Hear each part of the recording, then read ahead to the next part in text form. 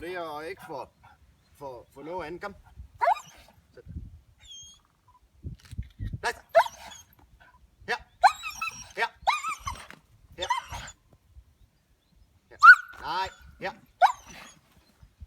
Sådan. Når hun sådan lige bliver taget kold ud fra skuffen der, så er hun en lille smule vild, og så plejer hun også at have en lille smule vild på med det.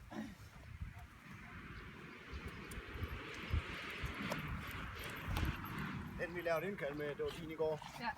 Og egentlig viser hende, at jeg har maden her, hun og give hende noget, og et øjeblik, jeg står stille. Her. Og hvis jeg ikke er tilfreds med tætheden, her. Her. Her. Sådan. Så jeg lærer hunden, at hver gang jeg siger her, så får jeg en bevægelse. Selvom hun sætter sig tæt, som hun næsten kan, så skal hun stadigvæk lave en bevægelse. Her. Her. Her. Her. Fint. Sådan. Sådan, så det kan faktisk aldrig blive for tæt. Nej. Det vil sige, hun fører selv en afstand, og da hun kommer ind, som er rimelig. Men jeg kan helt tiden justere hende ved at blive ved med at gentage kommando. Ja. Okay. Det er en udmærket idé, sådan ligesom at så sige, jamen, i stedet for at man skal korrigere for meget, jamen, så bare lærer hun hver gang jeg siger her, så vil jeg have en bevægelse. Og det udløser en belønning hver gang til at starte med selvfølgelig. Ja, ja.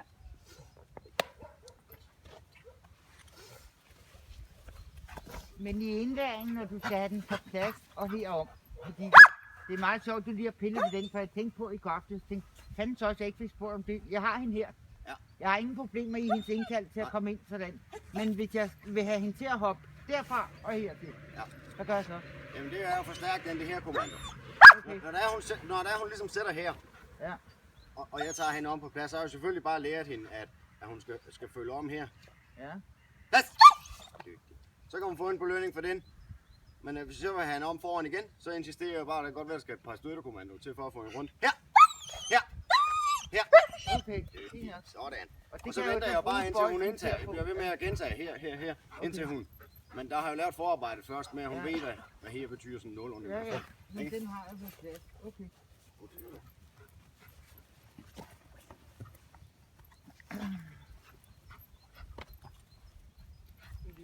Det er så meget, Dina bevæger sig på en dag.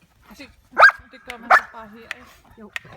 Og bakker baglæns. Men Og- Kaster, prøv at gøre det nu.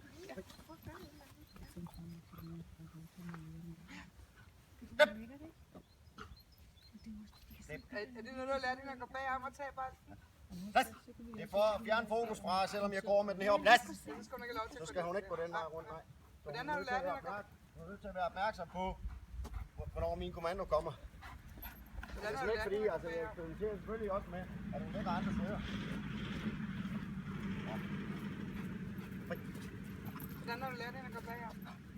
Hvordan har du lært hende at gå bagom og hente Jeg har bolden? holdt belønningen herovre. Det ved jeg også. Og så har jeg bare stoppet hende, og Det er smart. tager den jo bare i grundstilling. Plads! Viser hende, den er herovre, Ja. og lægger den Så om er du bagved. der. Men så kan du da også godt risikere, at hun går den anden Kan jeg vej. sagtens. Fri. Det skal jeg lære til nu. Det er bare et spørgsmål, om du lægger belønningen langt nok over. Ja, det skal jeg lære Og så til. stopper du den bare, hvis det er hun med den vej. Den er jo god. Der er nogle fordele i det i hvert fald, for du slipper for at have noget pres ind. Ja. Ja, det har jeg også lige Ikke skrevet mig fordi bag. Jeanette presser, men jeg synes, den er god. Så har jeg lige en anden belønning, tror jeg. Fri. Den er endnu bedre end den anden. Skab. Se, ligesom at den Carlo, jeg havde, lige så vel var hende her, da jeg fik hende, at hun synes absolut ikke, at der er nogen grund til at dele en bold. Så hun vil også gerne væk. Fri. Så jeg har lært hende at komme ind med en kommando. Kom! Og så rækker jeg min hånd frem, og så skal hun komme ind og lægge den i min hånd. Fri. Sådan. Kom! Fri. Sådan der. Kom! Kom! Den lærte jeg faktisk på Jeanette sidst. For 2 år siden, da jeg havde været på kursus, der viste det også. Ja. Hun kommer så også selv med bolden nu, og gerne vil lege med mig. Det er hun så Ja. næsten altid. Ud så kom. Det er ikke den dårlige af det i hvert fald. Men gør du det i starten med Lina så? Ja, Ja. ja, fordi især med hende her, hun løber meget langt væk. Ja, ja. Så der havde jeg bare lige i hende, og så satte jeg bare hånden frem. Fri. Kom. Og så lå jeg hende bare komme ind og røre min hånd. Kom, kom, kom. Fri. Sådan. Bare for at hun får fornemmelsen af, at hun får fri igen. Kom. Fri. Sådan. Kom. Okay. Fri. Sådan. Kom. Sådan. Kom. Det skulle da køligere i dag, end det var i går. Og når hun så har den her, så behøver hun ikke tykke længere.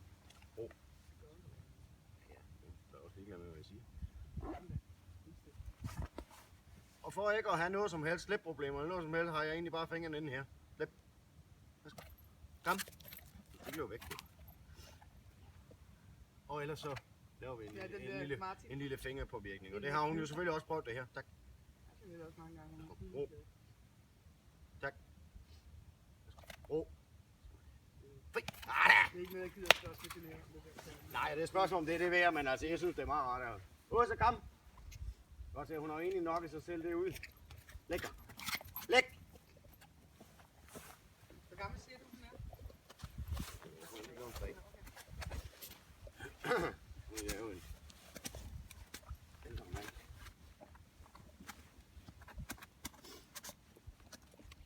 Godt, det var lidt om det, så tager vi lidt abort. Kom, også. Slip. Nej. Jeg kan også lige vise, hvordan jeg egentlig kører hende op på den her bold, hun egentlig må røre den. Det er hun ikke så god til, som den tidligere var, fordi han kunne godt lade være med at røre ved den. Så her er jeg nødt til at have fat i hende. Fri. Den der.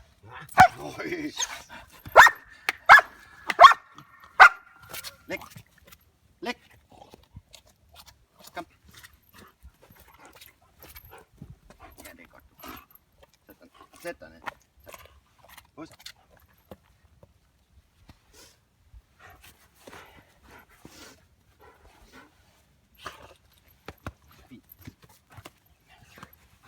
Og her får hun også bare den baglandskending, som vi fleste også har stiftet bekendtskab med. Nu prøver jeg lige at gøre den, som om hun var næsten helt ny. Og Janne, hun rører den naturligvis ikke. Var det ikke din? Nej, det var undskyld. Ja, der hele tiden var Vibeke. Hun rører den naturligvis ikke. Nej, det gør hun. Godt. Ro. Ro. Og det samme som hvor hun. Der. Snoren her har jeg bare fat i halsbånden. Ja. Det er jo fordi jeg har snydt. Altså, jeg har prøvet det nogle gange. Ja. Og holder den egentlig i ro her.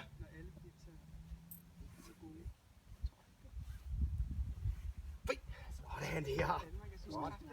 Da det ikke var sådan helt vildt revolutionerende, så får hun egentlig bare en god til det. Sæt dig. Godt. Ro. Det har de også lagt om igen. Nej. Sådan. Ro.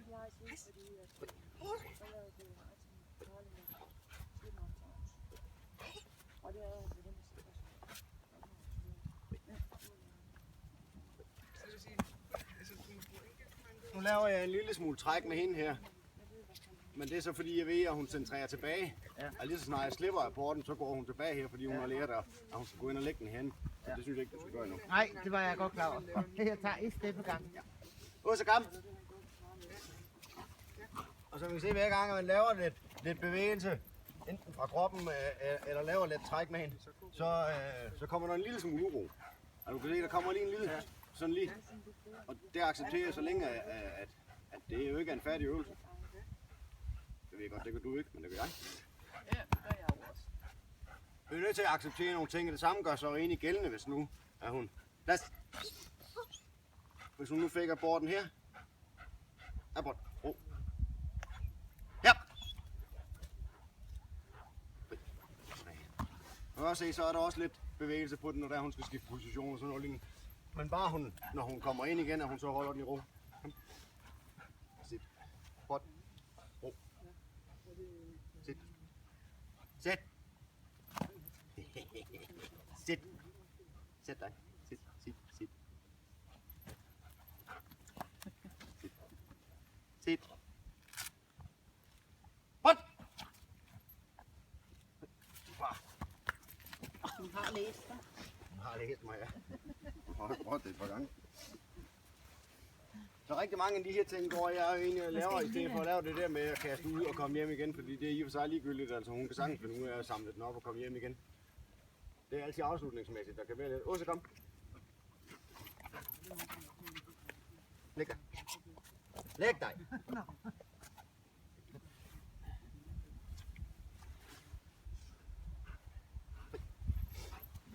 Og hvis det så virkelig vil tyre den er rigtig, rigtig lang nu, som vi har en enkelt i går, som også kunne være en god idé. Læg dig.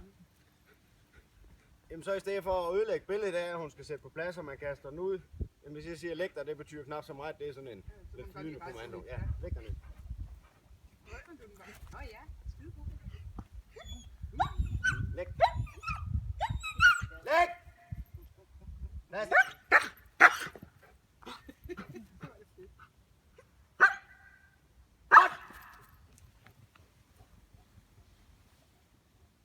Ja da! Se, du siger sgu da selv noget for at komme tilbage. Smid. Åh! Du sagde selv noget for at komme tilbage. Og det spurgte jeg dig om i Må du går. prøve at se, hvor langt jeg kan tyre den? Ja. Det her. Ja, men det, er godt, Det går på lige her. det gør jeg nok nogle gange, ja. Og det gjorde jeg her. Eller et eller andet. Og så gør det jo også hurtigere. Ikke? Men jeg kan godt se det der. Jeg synes, det er skide Og men til gengæld står jeg ikke og lokker hende ind på nogen måder, eller går baglæns til noget som helst. Når hun har lavet opsamling, så kan det godt være, at der kommer en opmundring. Og så står jeg egentlig bare passiv, så må hun klare Men resten. jeg tager den til mig fra i går. Altså, jeg skal da træne. Eller, Jeg kan godt høre, at du har noteret, at... så meget.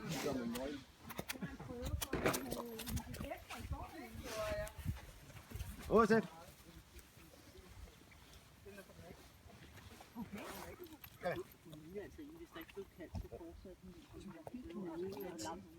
Tag bolden.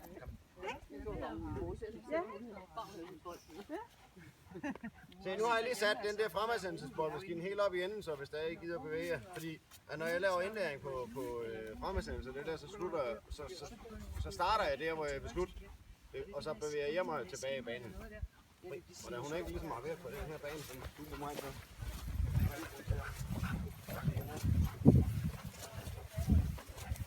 Det jeg skal lægge mærke til her, det er, hvordan hun går op og tager den her belønning herop, for at komme tilbage for at få den anden belønning. Så den her, den er ligesom en apport nødvendig.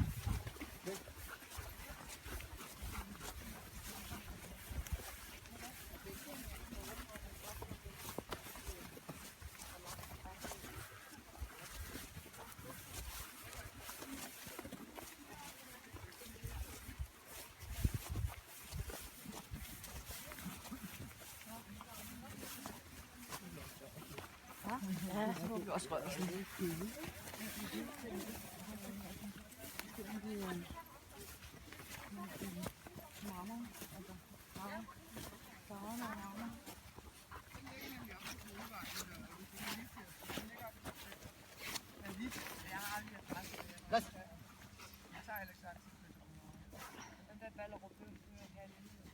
Mit konkurrencesignal for hunden til fremadsendelse, det er, at jeg står sådan her, for man skal altid stå og vente på, at den anden hundefører går op og henter hunden i langsopdækning. Og vi må ikke snyde og stå og sende signaler og alt muligt værk der, men det kan jo være lige så godt signal. Så hvis jeg står sådan her, det er så signal til om lidt, der skal vi nok fremad. Pas! Kom! Fri!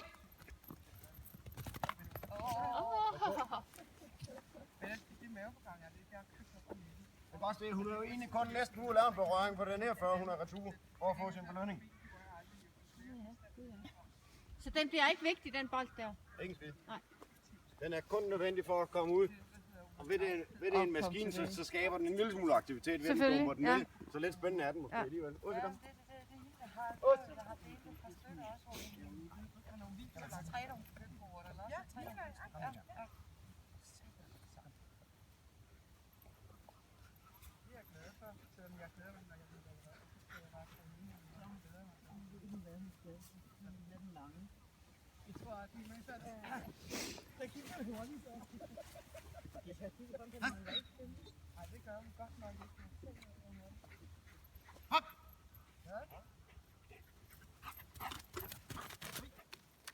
Nej. Sådan der. Den kunne vinde et eller andet vedløb. Det er tydeligt at se, at jeg har lavet afstand for stor, ikke? Altså, Jeg har en boldmaskine, hvor de hopper op. Dem er min altså meget glad for. jeg vil ikke have, hun skal være glad for det. Jeg vil ikke have, hun skal være mere glad for den her, end at hun skulle lave en berøring på den. Det er en tvungen øvelse, ligesom en apportøvelse for mig.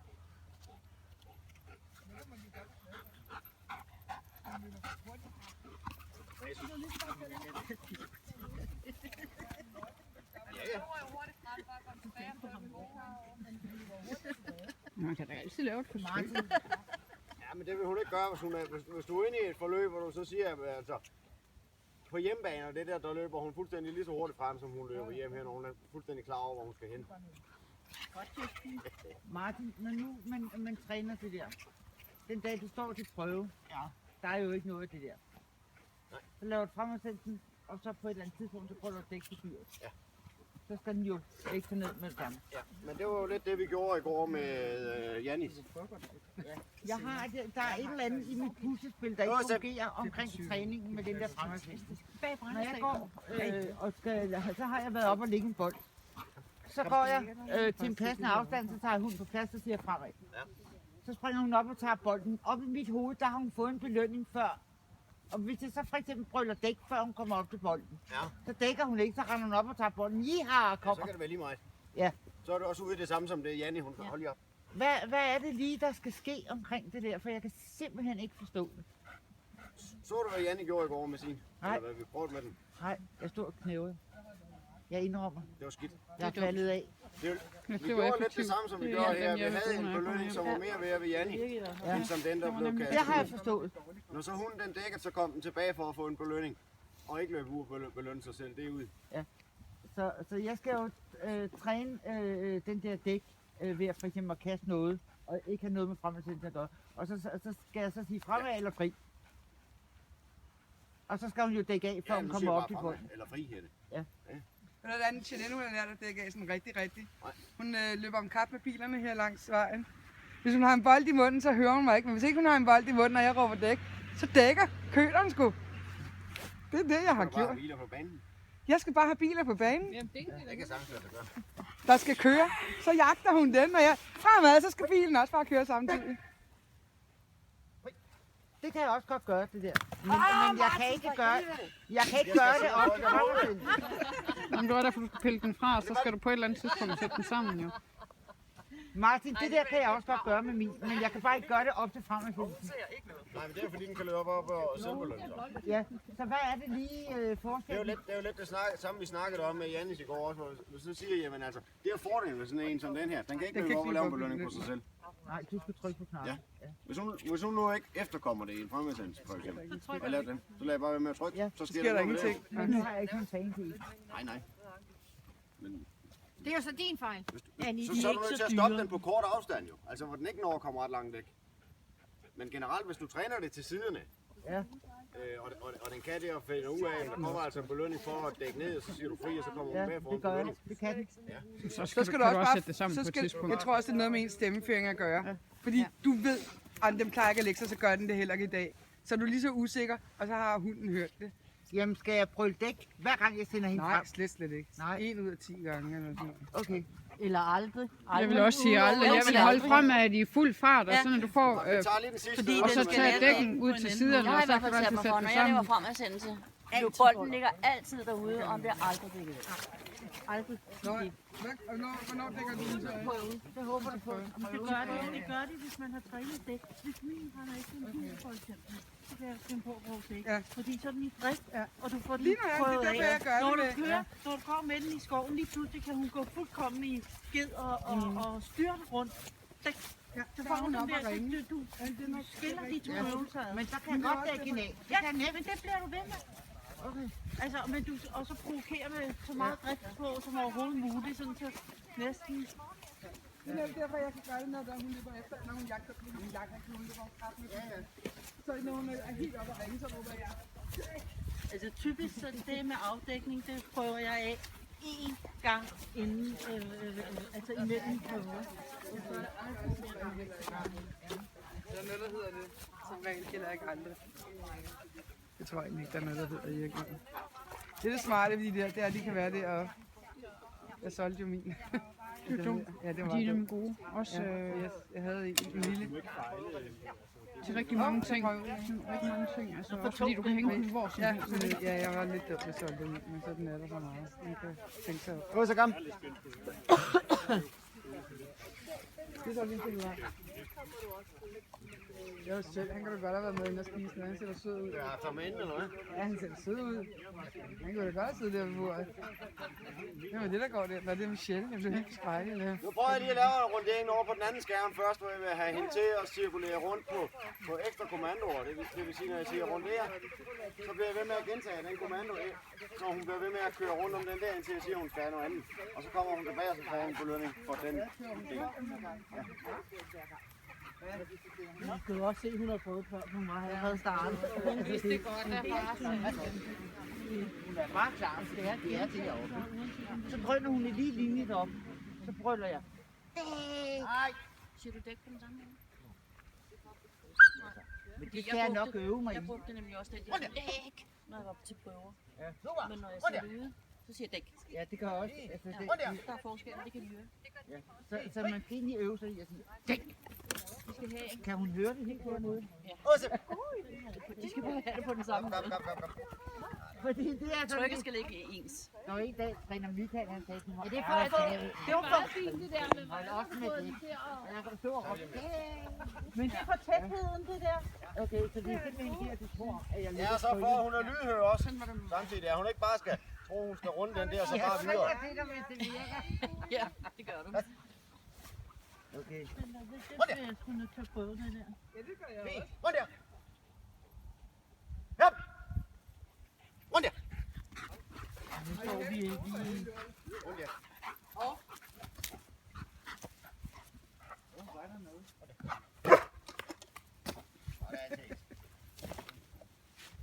Men se, der begyndte hun jo så at løbe rundt om igen, Martin. Det bad han. Hun ikke er så stærk i det.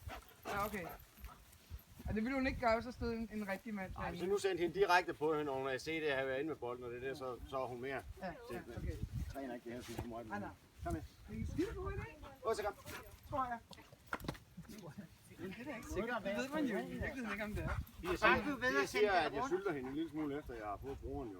Så hun er ikke så meget i træning, som hun skal kunne Men have. det er sødt. Der er godt nok knæk på hende. Hvis jeg nu skulle lade hende op først, så kunne jeg jo bare gå ind og vise hende den her. Sådan der. Ja, og sende det. Ja. Rundt der.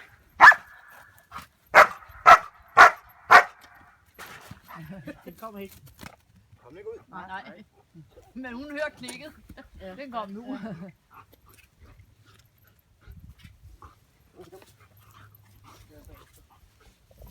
Smækker fra midten. Lad. Fik min fødselsdagsgave. Sammen med Lad. Ja, jeg kan ikke finde ud af det. Lad. Lægger dem jo bare i Lad. Rundt der.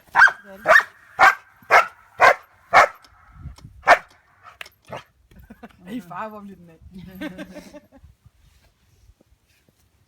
For mig sjov på. Der er lige sidst. Jeg er lidt sjov, ikke også?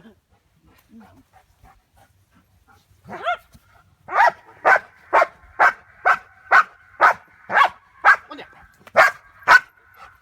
Rundt der.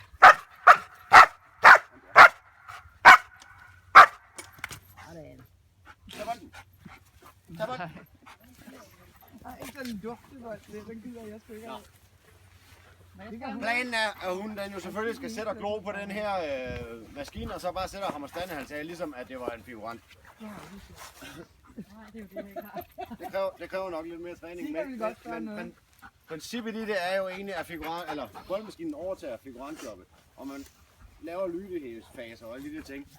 Da den er knap så levende som en figurant, er det lidt nemmere at lave lydighedstingene inde på sådan en der. Jeg gør det også med min boldmaskine. Men den står bare med i her. Det kan vi gøre. Ja, det er fordi, nu har jeg en hund, der rigtig gerne vil op og hoppe op i øjenhøjde med ja. Så det vi træner nu, det er selvfølgelig, at hun skal blive Ja. fitness. Så tænker jeg, hvis der er sådan en bold, der sidder helt deroppe, så Ja, så kan du bare sætte den længere ned jo. Du kan bare sætte den, så du kun sætter det sådan bare. ja okay, for ellers så tænker jeg, så forstærker du bare det, der, man gerne vil Hvor hoppe har op, du ikke? den lille Det svarer til at du har en figurant på nærmere lige op. Ja.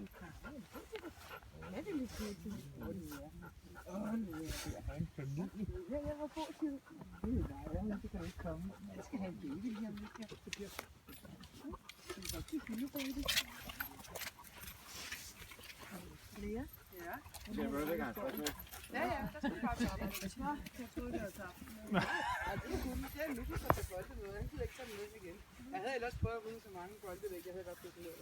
Jeg hørte, at der havde ligget spor i 24 timer.